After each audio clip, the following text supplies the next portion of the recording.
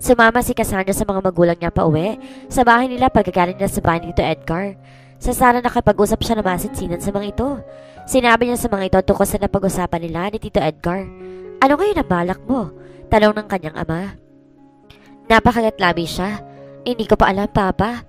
Hinawakan siya sa balikat ng kanyang ina. Anak, hindi sa pinipilit ka namin magpakasal sa pamangkin ni Edgar. Pero kung hindi mo gagawin yun, huminga ng malalim ang kanyang ama. No! Hindi ka namin pipilitin magpakasal sa pamangkin ni Edgar, anak. Kung talagang ayaw mo, igagalang namin ang desisyon mo. Mabubuhay naman siguro tayo kahit sa bahay nilang tayo maninirahan. Umiyak ang kanyang ina. God, ibig bang sabihin mo mawawala na sa atin ang bahay na to? Tumayo siya. May isang linggo pa naman akong palugit para pag-isipan ng tukol dito. Kapag may desisyon na ako, ipapaalam ko agad sa inyo. Kailangan ko na sigurong bumalik sa restaurant. Malungkot ang kanyang mga magulang ihatid siya ng mga ito sa labas ng bahay. Kung kailan man kailangan ni Cassandra na makakausap. Saka naman ibinalita ni Scarlett na papunta ito sa Cebu, kinabukasan. Namatay raw ang nag-iisang kapatid ng yumaong ama nito at dahil hindi naman makakapunta ang ina nito dahil sa kasalukuyang kalagayan, ito ang magtutungo sa Cebu. Kinabukasan umaga bumiyahin na ito. Hanggang sa restaurant dala-dala niya ang proposisyon ni Tito Edgar. Ano ba ang dapat niyang gawin? Papayag ba siyang magpakasal sa isang lalaking hindi naman niya mahal? O papayag ba siyang mawala sa kanila ng kanilang bahay? Halos sumakit ang ulo niya, pero wala pa rin siya nakapangkasagutan. Inabot din siya ng 4 na araw bago nakapagdesisyon. At ang pikit matang desisyon niya, magpapakasal siya sa pamangkin ni Tito Edgar. Gagawin niya iyon para sa kanyang mga magulang. Maibabalik ng buo sa mga itong bahay nila at wala ng utang ang kanyang ama kay Tito Edgar. Nang hapong iyon nagpaalam siya kay Luna. Lumabas siya dala ng kanyang kotse. Nagtungo siya sa breakwater na malapit sa Sacramento. May mga ilan ng mga nagpapahangin doon sa sementadong upuan para sa malinis sa dagat. Naglakad siya patungo sa cemented beach. Natanaw niya ang dagat. Ano kaya magiging buhay niya kapag nagpakasal siya sa lalaking iyon na nagngangalang Ray? Magiging masaya kaya siya sa paglipas ng panahon? Magagawa kaya niya itong mahalin? Ang sabi ni Tito Edgar, gusto rin ito magkaroon agad ng apo. She felt her body shiver. Kakayanin kaya niya ipagkalabang kanyang sarili sa isang lalaking hindi naman niya mahal? Kung noon ngayon nagawa niyang wag muna ipagkalabang sarili kay Oliver hanggat di pa sila nakakasal, paano pa kaya sa isang lalaking hindi naman niya mahal? Napakagatlabi siya. Cassie? Bahagya siya napapitlag na marinig ang pamilya na tinig na iyon. Lumakas ang kabog ng dibdib niya. Namagangat sa mukha, nakatunghay si Grace sa kanya. Napatayo agad siya. Anong ginagawa mo rito? Depende ng pagkakangitin to. Papunta ako sa restaurant niyo na makita kong paalis ka naman. And I'm sorry for what I did dahil nagawa kitang sundan hanggang dito. Lumunok siya. No, it's okay. He smiled widely. Thanks, maupo na ulit tayo. Umupo ito sa tabi niya pero naglagay ito ng distansya sa pagitan nila. Ng mga sandaling iyon, ramdam na ramdam niya ang kakaibang tibok ng kanyang puso. Parang nga siyang kinikilig. Dahil sa masculine cologne na gamit ito, na kumikiliti sa kanyang pandama. Humarap ito sa kanya. Titig na titig ito sa kanyang mukha. Alam mo bang kanina pa kita pinagmamasdan doon sa malayo? Napansin ko na parang ang lalim ng iniisip mo. Yumuko siya. Maya-may sinalubong niya ang tingin ito. Kailan ka pa dumating? Just this morning. Tumango siya. Wala si Scarlett. Nasa Cebu. Aniya sa kawalan na maisip sabihin dito. I know. Pilit na nagpakawala siya ng isang ngiti. Wala ka nang dadalawan sa apartment. Huminga ito ng malalim. Tila may sasabihin pa ito pero hindi nito itinuloy. Ibinalik na niya ang paningin sa dagat. Hindi mo ba sasabihin sa akin ang problema mo, Cassie? Saglit na sinulyapan niya ito. Saka niya ibinalik ulit ang paningin sa dagat. Hindi mo rin naman ako matutulungan, Gray. Kung sana ikaw lang lalaki mapapangasawa ko. Kung sana ikaw lang pamangkin ni Tito Edgar. Ipinilig niya ang kanyang ulo. Humarap ulit siya rito. Paano ba yan? Malulungkot ka ngayon dahil wala si Scarlett. 3 araw siya sa Cebu. Nariyan ka naman. Seryosong sabi nito. Tumawa siya ng mahina pero kinakabahan siya. Yup, ako muna ang proxy ni Scarlett. Tinitigan siya nito na matagal. Cassie, ano kaya kung mag-dinner tayo mamayang gabi sa labas pero hindi sa restaurant ko? Nagulat ito. Halatang hindi nito inasa na sanabi niya. Matagal na rin ako hindi nagre-relax. Maybe tonight, ito ng chance ko. Maganda sa Bitoy's Bar and Grill. Nakapunta ka na ba ron? Umiling ito. So, payag ka nang lumabas tayo mamayang gabi? Sure. Nakanda na si Cassandra para sa dinner date nila ni Gray. Isang puting ikat na bestida ang suot niya. Tinanohan niya yun ng putiring sandal sa may 2 pulgada ang taas. Lampas tuhod ang haba ng bestida kaya lantad ang mapuputing binti niya. At taas spaghetti strap na yun, pati mapuputing balikat niya ay nakalantad din. Hinayaan lang niya nakalugay hanggang balikat na buhok niya. Very light ang kanyang makeup na lalo nagpalitaw sa natural na ganda niya. Pagkatapos ng magbisik ng pabango ay matagal siyang tumitig sa refleksyon niya. Sa salamin, napakaganda niya ng gabing iyon. Sinadya niya dahil makakasama niya si Gray. Bumuntong hininga siya. Nakasob niyang niyaya si Gray. Kinapalan niya ang kanyang mukha dahil kailangan talaga niya makakausap at gusto rin niyang makasama ito. Gusto niyang bago siya magpakasal sa pamangkin ni Tito Edgar ay magpasaya naman niya na kahit papaano ang kanyang sarili. At alam niyang sasay lang siya kapag kasama niya si Gray. Aminado na siyang mahal na niya ito. Ang nararamdaman niya para sa binatay katulad ng nararamdaman niya kay Oliver noong unang best dinner date nila pagkatapos itong tanggapin bilang boyfriend. Damn! Bakit ba kailangan maramdaman ko ang ganito ngayon kung kailan napaka-imposibleng mapasa akin pa si Gray? Eksakto alas 7 ng gabi nang dumating si Gray sa apartment. Nakasuot ito ng abuhing slacks at short-sleeved polo na printed. He looked so blessedly casual. There was an aura of unmistakable masculinity about him na halos magpayanig sa kanya. Pinasadaan siya lintayin mula ulo hanggang paa. Wow! What a very beautiful lady! Naginit ang kanyang mga pisngi sa papuri nito. Pagdating nila sa Bitoy's Bar and Grill, marami ng mga kumakain. Mabuti na lamang at may pandalawahang mesa na naghihintay para sa kanila. Malapit yun sa stage kung saan nabalala sa pagkikita at pagkanta isang all-female group. Umorder na sila ng kanilang pagkain. Habang naghihintay ng pagkain, nagpa-order siya kay Gray ng martini. Matagal na napatitig ito sa kanyang mukha. Are you sure na gusto mong uminom? Tumango siya. He sighed. Ngayon sigurado na talaga ako may problema ka. Tumawa siya na mahina. Ang corny mo ha? Bakit sa tingin mo ba mga umiinom lang ay may mga problema?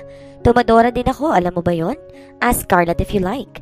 Nagkibit balikat na lamang ito. Tinawag nito ang waiter at umorder ng martini. Vodka naman ang in-order nito para sa sarili. Habang sinisimsim ng kanya-kanyang alak, nagkatingin sila sa stage. Nang dumating ng kanilang pagkain, tahimik na silang kumain. Pagkatapos relax sila habang nakikinig sa mga kanta ng grupo sa stage. Maya-maya lang may mga para sa pamagitna sa dance floor. Kasalukuyang kinakanta ng female vocalist ang sangkantang pinasikat ni Jose Marichan, ang Beautiful Girl. Nakangating tumingin si Grace sa kanya. How about a dance, Cassie? Lumakas ang kabog ng kanyang dibdib. Sure, tugon niya. Tumayo ito at nilahat ang isang kamay sa kanya. Inakay siya nito patungo sa gitna ng dance floor. Ang isang kamay nito yung nakahapit sa kanyang bewang. Napasingap siya na lalo siyang hapitin sa bewang. It felt right to be in his arms. Parang nasa langit ang pakiramdam niya.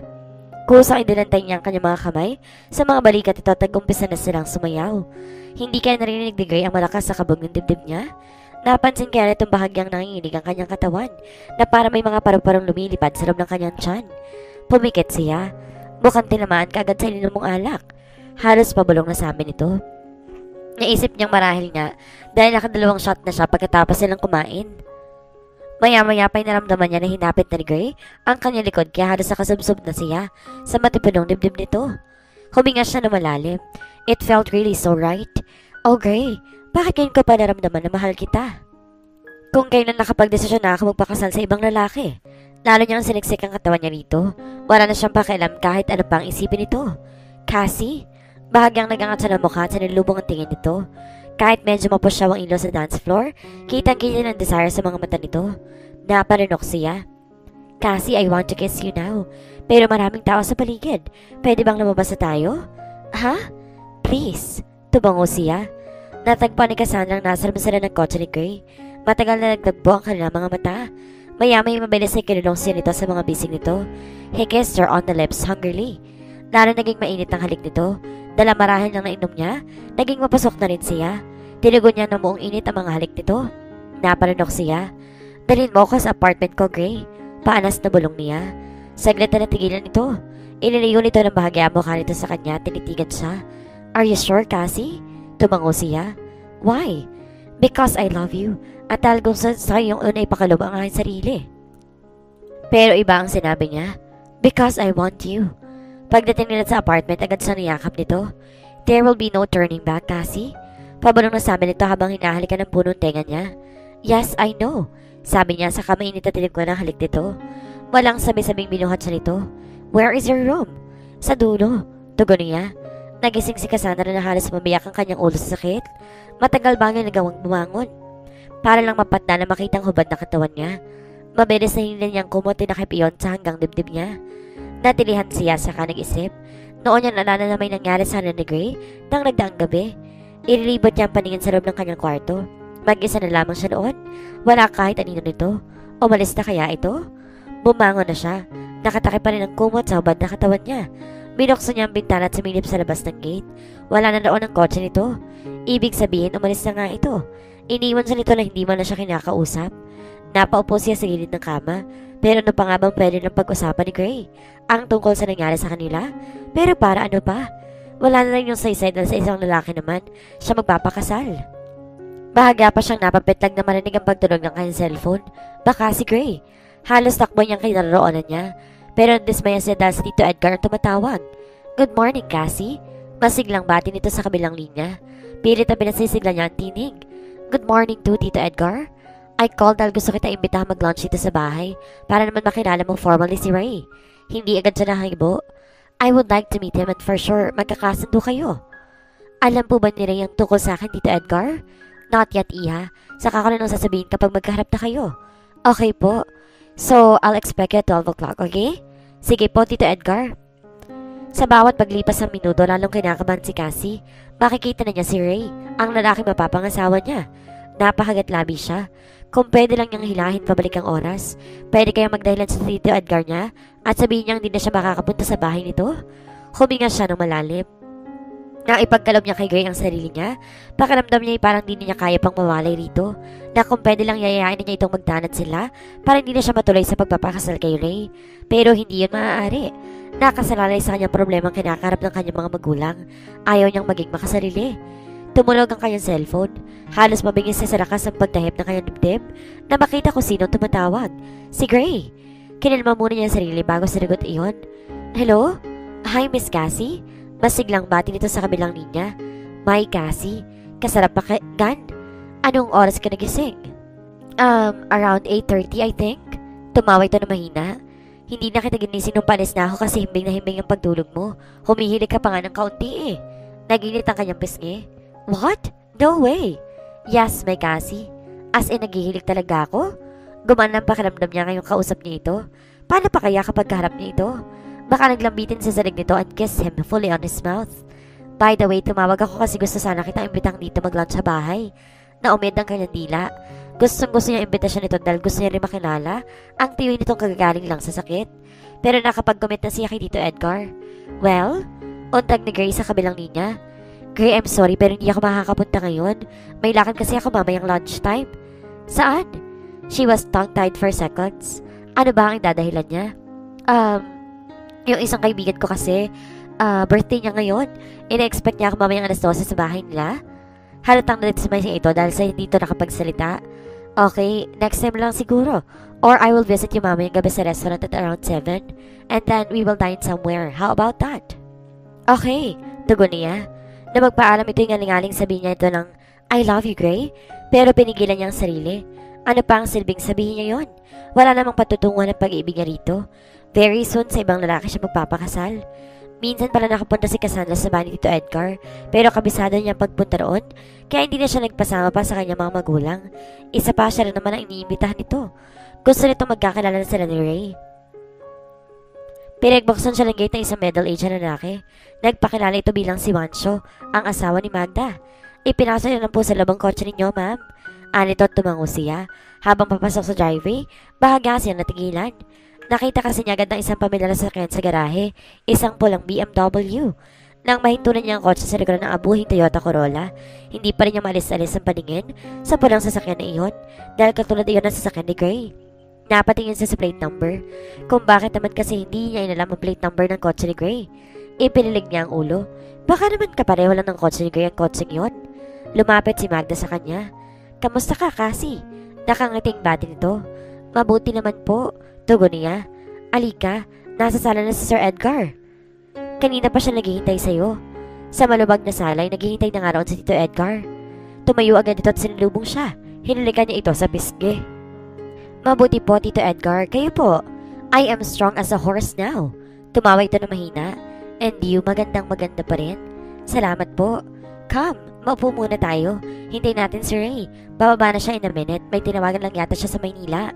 Umupo siya sa tabi nito. How's business? Tanong ni Tito Edgar. Okay naman po. Good. Hey, parang kinakabahan ka. Puna nito. Tumawa siya na mahina. Medyo po. Oh, don't you worry. Kapag nakita mo mamaya si Ray, I'm sure magugustuhan mo siya agad. Huminga siya ng malalim. Paano po kung hindi pumayag si Ray na kagustuhan niya magpakasal kaming dalawa? Umiling ito. No, I'm sure papayag siya kasi. Kapag nakita niya kung gaano kakaganda, baka siya agad magmadali para makasal kayo agad. Tumawa ulit ito. Eto ng pamangkin ko. Napatingin siya sa hagdan. Halos mayanig ang buong katawan niya na makilalang lalaking pababa ng hagdan. Si Gray. Baka sa anyo nito matinding pagagulat na makita siya. Lihim siyang natilihan. Oh please, wag naman po sana. Isang pangit na biro ito. Habang papalapit si Gray sa kanila, lalong lumalakas ang pagtahip ng kanyang dibdib na halos magsikip na ang kanyang paghinga. Now you're here, Ray. Ari Tito Edgar sa masiglang tinig. I would like you to meet Cassie. Cassie, itong pamangkin kong sinasabi ko sa'yo, si Ray. Isa na kabibing nilala sa siya na rumihistro sa kanyang isip ng mga sandaling iyon. Si Gray ang sinasabing pamangkin ni Tito Edgar, the one he calls Ray. Si Ray at Gray ay iisa. Ito ang lalaking mapapangasawa niya. Oh God, nananaginip lang ba ako? Sana'y magising na ako panaginip lang lahat ng ito. Matagal na nakatitig lang sa kanyang mukha si Gray at saglit na tumalim ang pagkakatitig nito sa kanya. Hi Cassie, I'm Gray. Parang matalim na kutsilyong umiwas sa kanyang puso ang malamig na titig nito. Inilahad nito ang kamay sa kanya kaya napilitan siyang tanggapin iyon. Halos mapangwi siya na maramdaman ang pagpisil nito ng mariin sa kanyang kamay na para bang gusto nitong durugin iyon. Binawi agad niya ang kamay niya rito. Hi, Gray? His full name is Grayson. Friends call him Gray. Ako lang tumatawag sa akin ng Ray at wala ng iba. Actually, naikwento na kita kay Ray kanina umaga kasi. Pero hindi ko binanggit sa kanyang pangalan mo. Part of the suspense. At ngayon nga, as you can see, natulala si Ray pagkakita sa'yo. Mukhang nabiganin siya agad sa ganda mo. Tama ba ako, Ray? Ani Tito Edgar. Napabuntong hininga lang si Gray. Isn't she sweet and beautiful like what I've told you, Ray? Sabi ulit ni Tito Edgar. Sure pa? Tugon ni Gray sa matabang na tinig. Good. Now I think we should have lunch now. Tara na sa dining room. Nagpatayo na ito sa paglalakad. Nakasunod naman sila ni Gray. Nagkatinginan sila. Halos mapasa siya sa nagapoy na galit sa mga mata nito. Kung hindi lang marahil nila kasama si Tito Edgar ng mga sandaling iyon, baka pinipilit pa ni Gray ang kanyang leeg. Nangilabot siya sa naisip. Masarap ang mga pagkain na kahain sa magarang dining table, pero hindi gaano malasahan ni Cassie ang kanyang kinakain. Aware na aware siya sa matalim na titig na pinupukol ni Gray sa kanya. Katapat lang niya ito at halos manginig ang kanyang mga kamay tuwing nag-aangat sa mukha at aksidenteng nahahagip ang paningin nito. Kunwari tinunan lang niya ang paningin kay Tito Edgar na nagbabanggit ng tungkol sa kasal nila ni Gray. Gagawin natin isang ingranding kasalan sa inyo ni Ray, Cassie. Napag-usapan nila namin ang bagay nito ni Ethan at Josephine at ako nag-request na itatakda natin ang inyong kasal 2 months from now. Sa eksaktong araw ng birthday ko at pumayag ang mga magulang mo, Cassie. Is that okay with you? Okay lang po, Tito Edgar. Sagot niya. Good. But hey, dapat papa ng tawag mo sa akin mula ngayon. Katulad ng pagtawag ni Ray sa akin. Sige po. Pagkatapos silang kumain, nag-excuse agad si Gray at sinabi na may importante lang itong gagawin sa study room. Ganyan talagang pamangkin kong yan, Cassie. Ani Tito Edgar. Kahit nandito siya sa Sacramento at iniwan pa sumandali ang business sa Maynila para daw alagaan mo na ako at pabantayan. Tumango siya. Ano kaya magiging reaksyon ni Tito Edgar kapag sinabi niya na dati na sila magkakilala ni Gray? Pero tatahimik na lamang siya. Hayaan na lang niyang si Gray ang kusang magsabi sa tiyuhin nito. Pasado alauna ng hapon na magpaalam si Cassandra kay Tito Edgar. Ipinatawag nito si Gray kay Magda. Maya-maya lang nasa sala na rin si Gray.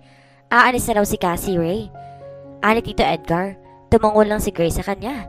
Ihahatid ka sana ni Gray pero may dala ka naman kasing sasakyan. Salamat na lang po, sabi niya. Ihatid mo na lang siya hanggang sa labas, Ray. Utos si Tito Edgar kay Gray. Let's go.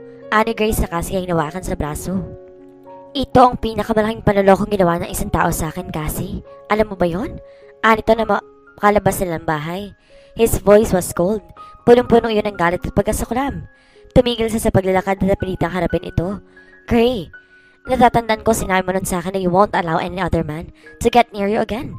At yun ay dahil kinamumuhian mo mga lalaki after what your ex did to you. Kaya naman labis ako nagulat at bigla man lang akong yayaing mag-dinner and then you surrendered your precious body to me. Yun pala nalaman mo kay Papa na ako ang lalaki nirereto niya sa'yo. Kaya pikit pa tamang pinagalabang katawan mo sa akin dahil talagang gusto mo ako mapangasawa. Dahil kung hindi mo ako mapapangasawa, mawawala sa iyong bahay ninyo na sinangla ng Papa mo. No, Gray. Hindi ko alam na ikaw ang pamangkin ni Tito Edgar. Naipagkalob ko ang sarili ko sa'yo ni dahil sa iisang dahilan. Mahal kita. Ngunit nanatiling tikaw ang kanyang bibig. Hindi niya alam pero hindi niya magaw mga tuwiran ng mga sandaling iyon. Para bang may bikik sa kanyang lalamunan. Muli nitong hinawakan ang kanyang braso. What a clever head you have, Cassie. Ang galing mo talaga. Ikaw ang pinakamagaling na manloloko na kilala ko sa talang buhay ko. Gray. And you know what? I really hate you for this, Cassie. I hate you so much. Now, na kung pwede lang ayoko na lang makita ka pa. Ikinayag niya napakasakit na salita na yun ni Gray. At bago pa man niya nagawang ibuka ang bibig, muli na naman itong nagsalita. But since hindi ko kayang salungatin ng kagustuhan ni Papa, pakakasalan kita. Isang napaka-ingranding kasal katulad ng sinabi ni Papa sa'yo kanina. And that's what you like, diba? At halos patulak na siya nitong binitawan. Tumalikod na ito. Sinundan na lang niya ito ng tingin. Nanlalambot at nanginginig ang kanyang mga tuhod habang pasakay siya ng kanyang sasakyan. Pero bago pa man niya tuluyang nailabas ang kotse, sa maluwag na bakuran ng bahay ni Tito Edgar, tumulo ng kanyang luha. Dumiretso si Cassandra sa bahay nila. Datat niyang nanonood ng telebisyon, sa sala ang kanyang ina. Nagulat ito pagkakita sa kanyang luha ang mukha. Anak, bakit? Bago pa man siya nakatugoy, humagulol na siya sa balikat ito. Matagal bago siya kumalma. Nang kalmado na siya, nagkwento na siya rito. God! Anito na matapos siya sa pagkukwento. Matagal na mayaning katahimikan sa pagitan nila. Ano ngayon ang balak mo? Kapag Guay tanong to, napakagatlabi siya. Magpapakasal pa rin ako sa kanya, Mama. Hindi para maibalik sa atin ang bahay na ito, kundi dahil mahal ko si Gray kahit ay ganun ang nararamdaman niya para sa akin. Dahil para sa akin, mas mahirap kapag nagpakasal ako sa isang lalaki hindi ko naman mahal. Niyakap siya nito. Ito naman ang humagulhol sa balikat niya. Kasalanan namin to ng papa mo, Cassie. Kasalanan namin to. Gusto man niyang sisihin ito sa paghihirap na dinaranas niya, pinigilan lang niya ang sarili. Tulad ng sinabi na niya noon pa, kahit magsalita siya ngayon masakit sa kanyang mga magulang, hindi na may babalik pa malaking pera na nagastos sa mga ito sa pagsusugal. Do me a favor, Mama. Sabi niya ng kalmante na ito. Ano yon? Gusto kong ikaw muna mag-manage sa restaurant kahit isang linggo lang. Gusto kong ipahinga ang katawan at isip ko. Ayoko mapekto ng trabaho ko at maging mga staff ko sa nararamdaman kong ito. Tumango ito. Okay, simula bukas, ako muna ang papalit sa'yo sa restaurant. Sila John ni Cassandra ng tanghali ng gumising. Wala naman siyang paproblemahin dahil hindi siya pupunta sa restaurant. Kanina ay tumawag na sa kanyang ina at sinabing nasa restaurant na ito. Pagkatapos makapag-is ng sarili, lumabas muna siya ng bahay at kumain sa kantina malapit sa apartment. Nabahakain na nabala niya ang sarili sa paglinis ng bahay. Kung saan ay naroon si Scarlett, napakagatlabi siya. Ano nga palang sasabihin niya kay Scarlett kapag nakabalik na ito?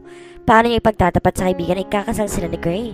Ang malaking posibilidad na kamuhian siya ng kaibigan ay naglalaro na rin sa kanyang isip, pero naging optimistic pa rin siya. Mauunawaan din itong kalagayan niya. Dahil sa pagod sa paglilinis ng bahay, maagang nakatulog si Cassandra ng gabing iyon. Nabulabog ang pagtulog niya nang marinig niya ang sunod-sunod na pagtunog ng doorbell. Nakakulot noong bumangon siya. Napaaga kaya ang pagdating ni Scarlett? Ito lang inaasahan niyang darating. Hindi na niya inabala pang ayusan ng sarili. Hindi na niya pinagtungan ang suot niya ang manipis na night dress.